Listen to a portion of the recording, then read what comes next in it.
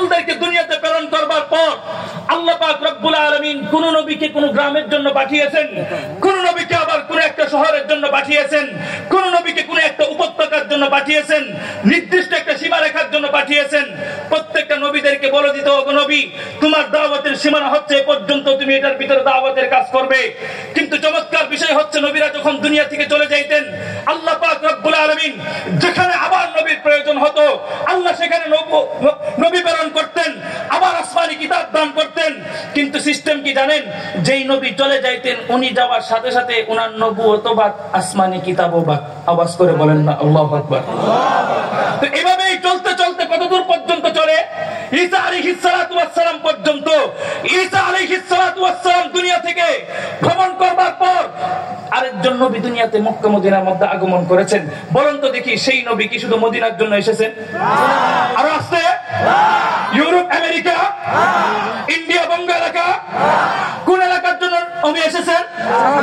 গোটা পৃথিবীর জন্য যেই নবী এসেছে, সেই নবী আসবার পরে আবার পরিষ্কার ঘোষণা করলেন, আনা খাতামুন নবিয়্যিন লা নাবিয়্যা বাদি, আমি শেষ নবী, আমার পরে আর কোন নবী হতে পারে? আমি শেষ নবী, আমার পরে আর কোন নবী আসবেন?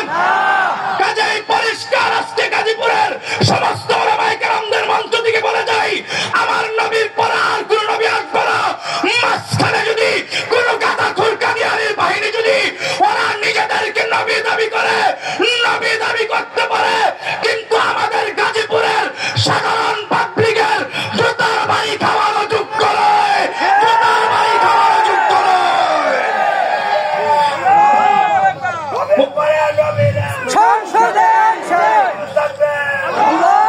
মুহতারাম হাজিরিন, কথাটা পরিষ্কার বুঝেন।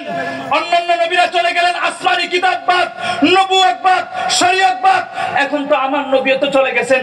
আপনারা বলুন তো দেখি, আমার নবী চলে যাওয়ার পর আমার নবীর রেখে যাওয়া আল কোরআন আছে না বাতিল? আর আছে? আমার নবীর রেখে যাওয়া নবুয়ত কালেমা আছে না বাতিল? সবকিছু তো ঠিকই আছে। আগের নবীরা চলে গেছে, আসমানি কিতাব শেষ, নবুয়ত শেষ, আমার নবী চলে গেছে, সবই আছে। এখন প্রশ্ন আসতে পারে যে হুজুর, এগুলা চালাবে কে? চালাবে কে জানতে চাও? পরিষ্কার জবাব মনে রাখো, নবী যেহেতু নাই, নবীদের ওয়ারাসাত এই যুগের আলেম সমাজ এখনো জিন্দা আছে।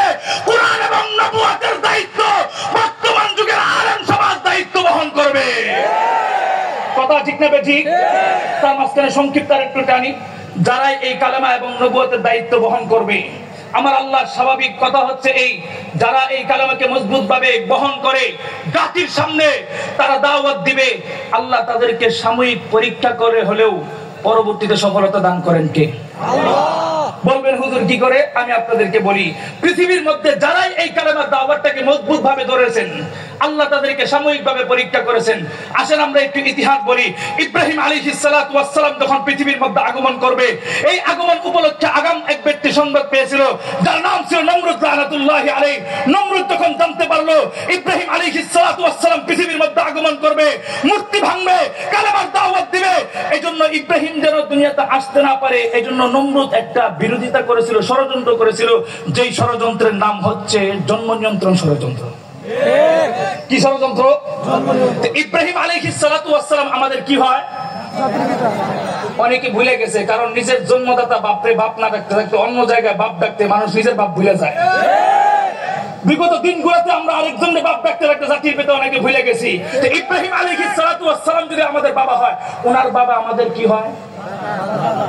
অনেকে বলতে পারতেছে দাদা না, বলার একটা কারণ আছে, কারণ এখনকার যুগের পোলাপান, আমরা হচ্ছে আপডেট পোলাপান, বিয়ে করার পর থেকে বউ নিয়ে আলাদা বাসায় থাকে, দাদা দাদির সাথে তেমন একটা সম্পর্ক নাই, যেই কারণে বাপের বাপ যে দাদা হয় এটা অনেকে জানে না। তো ইব্রাহিম আলাইহিস সালাতু ওয়াস সালামের বাবা আমাদের হয় দাদা, এই দাদা যেন দাদির সাথে মিলন না করতে পারে, এই জন্য ষড়যন্ত্র করেছিল নমরুদ। বলুন তো দেখি, নমরুদ ষড়যন্ত্র করে ইব্রাহিম